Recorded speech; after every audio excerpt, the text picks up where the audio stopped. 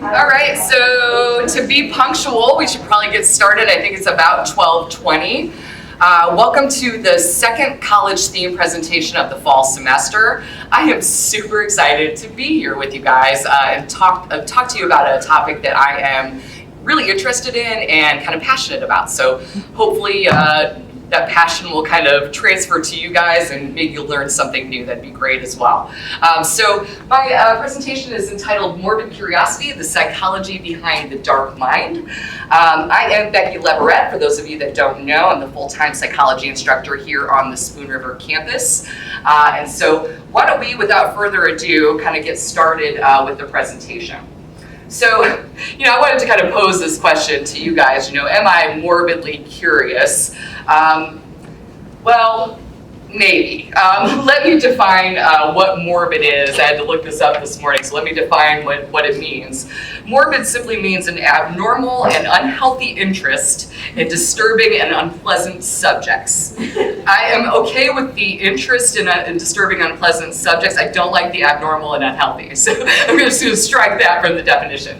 So that's morbid curiosity, right? And I just wanted to show you a picture of a sign that I love.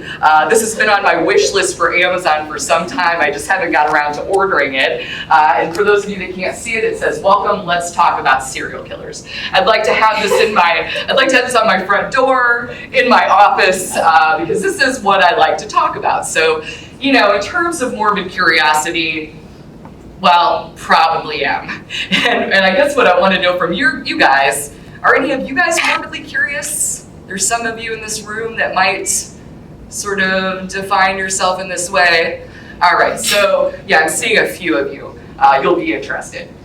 So let's get into kind of what we want to talk about today, which is basically the dark side of personality.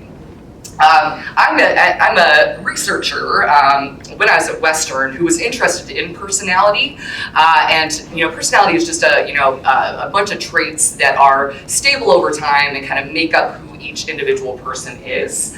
And what type of personality I want to talk with you about today is what we historically have termed the psychopath. You're seeing, no, you're not yet, you're seeing some of the more extreme examples of psychopaths that we have kind of seen in the history of our country.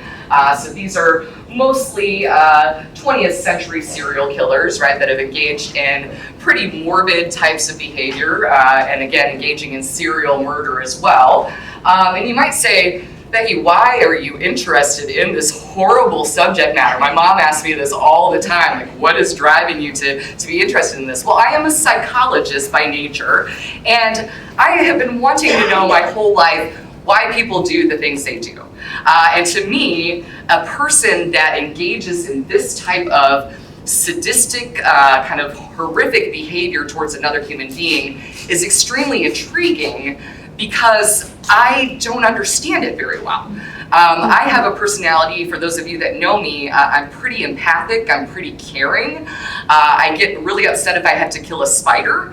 And so I don't understand what would drive an individual to seek out people to murder, do this on an ongoing basis, and get pleasure out of somebody else's pain. I don't understand it. And so I want to understand that better. And so that's what this presentation really is kind of all about, hopefully making you guys understand it a little bit better as well. All right, so to get started, we probably should talk about what a psychopath is, okay? Now, a psychopath is a term that we have historically used in psychology, as well as in other disciplines, to describe a pattern of traits. So again, a pattern of traits is a personality, consistent with what we would now call, what a modern diagnosis now is, of antisocial personality disorder. You guys heard of antisocial personality disorder before?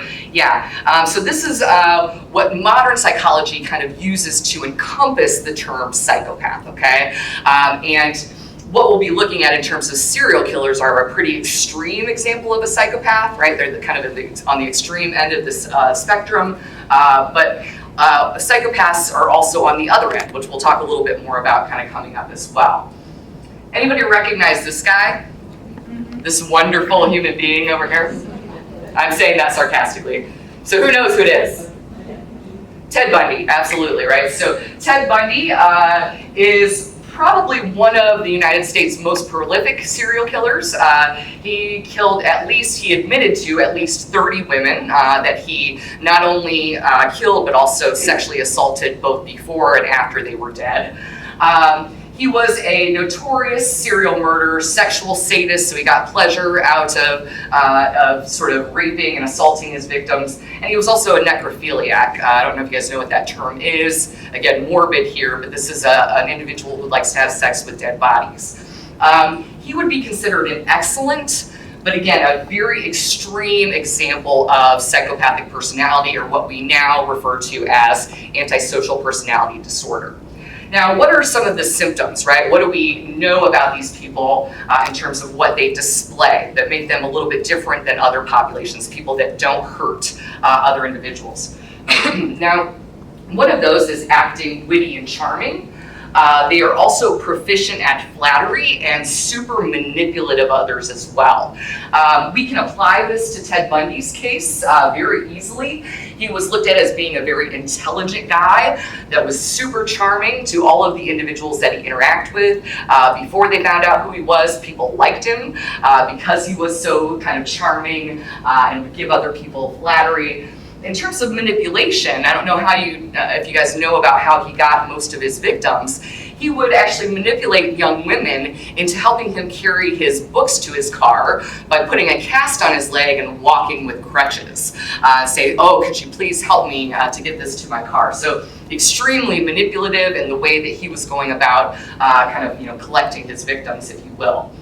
Psychopaths also have an inability to show guilt or remorse. So these are individuals that do these horrific things and then are unable to feel bad about it. They don't think that they've done anything wrong, right? That they lack that empathy or that ability to put themselves into their victim's shoes and kind of understand what it is that they're experiencing. They are often arrogant. In the case of Ted Bundy, we would call him a narcissist for sure. He, again, was a good-looking guy and he knew it, and he used that to charm and manipulate other people. He was also so arrogant and narcissistic that he actually believed that he could put on a defense for himself when he was charged with the murder of, I believe it was two individuals at the Chi Omega sorority house in Florida. So arrogant and narcissistic that he believed, hey, I'm the best person to, provide my own defense. I don't need an attorney. I'm good at that. He, by the way, lost, so he obviously wasn't as good of an attorney as he thought he was. These psychopaths will often display reoccurring difficulties with the law. This is true in the case of Ted Bundy as well. He was an early shoplifter, so he was stealing all throughout his young adulthood life, and then began to morph into doing, of course, more and more kind of extreme types of law breaking. Creeping in windows and then moving on to kidnapping, sexually assaulting, and eventually murdering as well. These people repeatedly violate the rights of others. In terms of Ted Bundy, you see this for sure, right? I mean, again, he doesn't care about those victims. He wants to violate their right to freedom and to live a happy and healthy life. So another characteristic that goes along real well with this particular example. They often show aggressive behavior, so they are aggressive individuals. Sometimes this will transfer into actual violent behavior. And again, this was something that we saw with Ted Bundy. Again, not to get into too many of the gory details, but when he was murdering victims, he was oftentimes bludgeoning them over the head. So an extremely violent individual. Now, some important ones, because we'll use these when we try to explain personality, is that they usually exhibit low levels of anxiety and fear. So compared to a normal individual, we have moderate levels of anxiety and fear, which are good for us, right? They keep us from, breaking the law and doing other sorts of stupid things. Individuals with psychotic personality do have these low levels of anxiety and fear, which have a role in explaining why we might see them doing the things they do. They also exhibit high levels of sensation seeking, so wanting to go out and do really extreme things to feel something, if you will. Now, individuals that don't go out and murder people might jump off bungee jump off a cliff or, jump out of an airplane. In these cases, it's sensation seeking having to do usually with criminal types of behavior, okay? So those are, again, some of the symptoms, right, that revolve around that, using that kind of case as an example. So, I want to get to what I'm most curious about here in terms of this type of behavior, and that is why, right? The question why. Curiosity drives us to ask that question. How can we explain this? Again, this is something that's intrigued me for years. A person, again, that wouldn't hurt another person. How does an individual develop this type of personality? And so a question that's often asked, if you watch true crime documentaries like I do, is, are psychopaths born or are they made, right? So if you guys know, right, this is coming from the nature versus nurture controversy. Are you genetically sort of pre-programmed to be a serial killer or a psychopath, or are you made? Is the environment, negative influences in childhood causing these things to happen? Well, what you're going to find out as soon as you look at my next slide is that it's more complicated than that, right? So it's not just this question of nature versus nurture. It's going to be an interaction of a ton of things that might cause a person to then develop into this sort of dark side of their personality. So again, it's a lot. I'm not going to go through every part of this, but there are all of these dimensions that are interplaying with one another, right, to kind of cause this to happen. So we have biological sorts of factors. We have psychological factors that are important. We have social factors. And then finally, we have cultural types of issues as well that are all interacting to, again, form what we might call an antisocial personality disorder. I'm not going to touch on all of these because I'd have you here all afternoon, but I do want to talk about a few of these, right? Again, highlighting how it's a mixture of all of these things. So in terms of the biological dimension, we do have some research to suggest that there might be some genetics that are involved with this.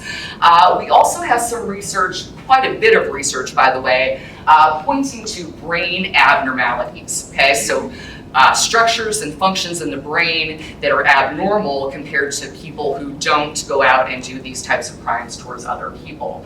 One of those is that lack of fear conditioning, as I was talking about earlier. So the idea here is you do something wrong, and because you're afraid of being punished, you start to stop doing that thing, right? You're not going to enact that criminal behavior because you're afraid of the punishment. Here, if we have that sort of lack of fear, we do those things and we're never conditioned to stop doing them because we're not afraid of punishment, right? So that's an important piece to point out. This other one of physiological underarousal, another theory proposes that, again, because of brain difficulties, these people are just simply underaroused compared to the normal population of people in terms of physiological arousal. This gets at that idea that these people might be the ones that are sensation seeking because they want to feel something. They walk around sort of not feeling anything, and so they want to feel something. That, of course, could kind of drive those types of extreme criminal types of behaviors that we see here with the psychopathic personality. Now, it's important to point out here that this may not exist simply because of biology, right? Those structural abnormalities in your brain may be the result of your environment, okay? So if we look here, we're going to skip psychology for a second. We look at the social dimension. We know that many psychopaths had a really terrible childhood, particularly serial killers. Oftentimes have a very abusive upbringing, or they suffered a lot of neglect from the people that were caring for them. Now, if those types of things happen in your early life, the idea is that might then change the structures of your brain, right, that are allowing for that physiological underarousal, allowing for that sort of lack of fear conditioning. So again, you're seeing that interplay between those two things going on. Now, in terms of psychological dimensions, we've got old Freudian theory here that would propose it's because they have a weakened superego, that part of your personality that controls you from doing bad criminal types of behaviors. And if we look over here at the sociocultural dimension, we have theories that would, kind of talk about how culture might impact the development of a serial killer as well. We know, for example, that most serial killers are male, not all of them, but most are. And we have general socialization processes in our country where we often will promote aggression and violence in our male population, right? Which might lead to that type of behavior. We also know that we live in a culture that's what we would call individualistic, where we place a high value on competitiveness and getting what you need to get.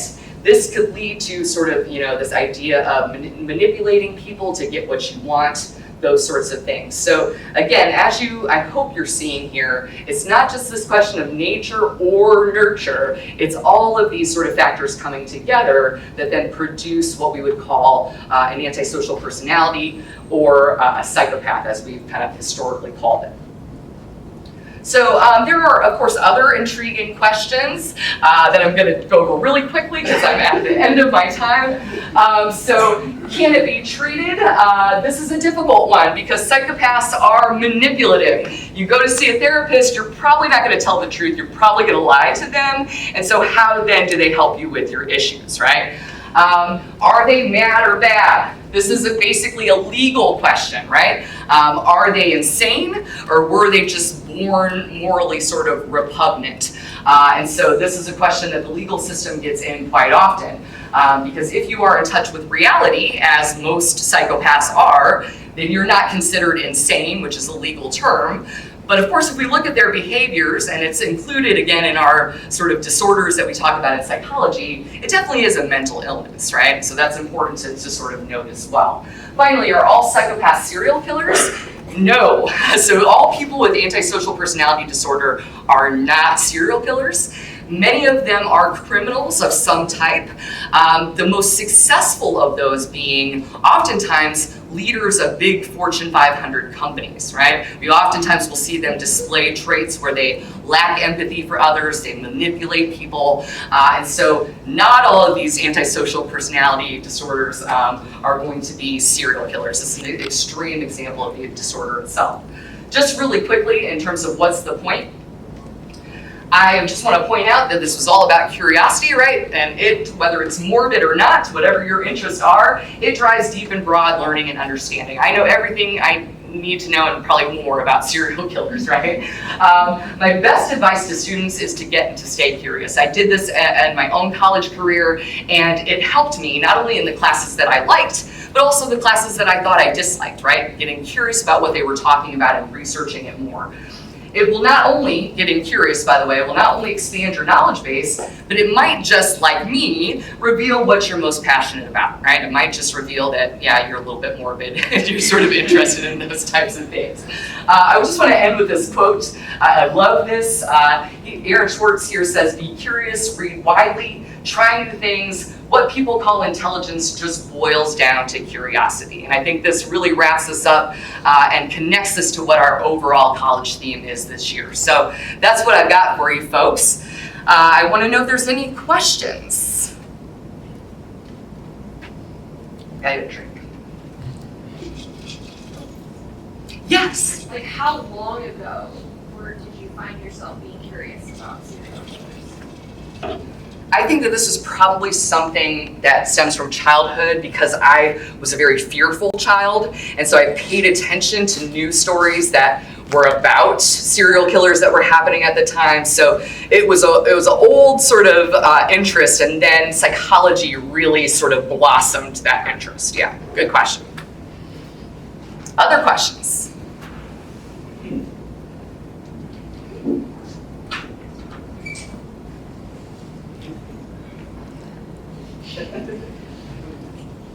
Do you have a tip for staying curious?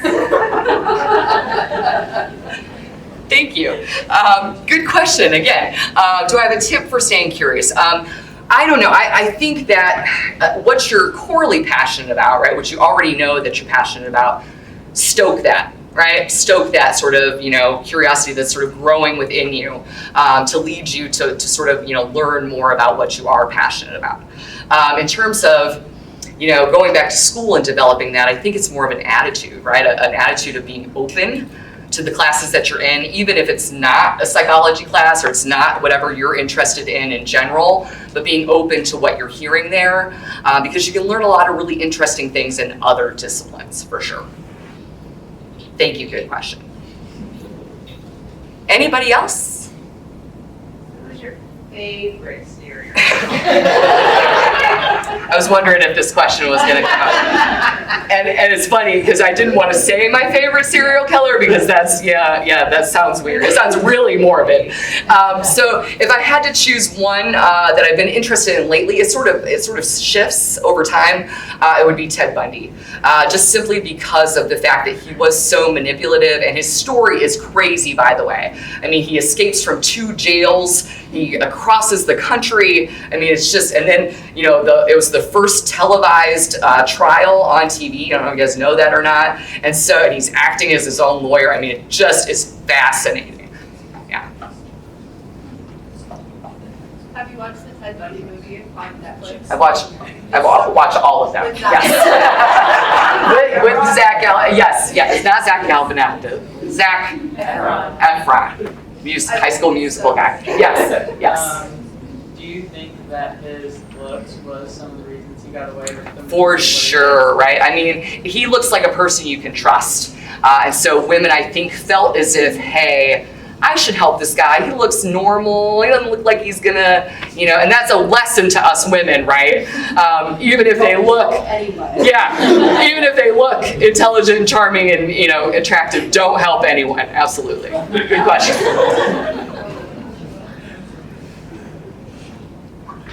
Yes. One last question.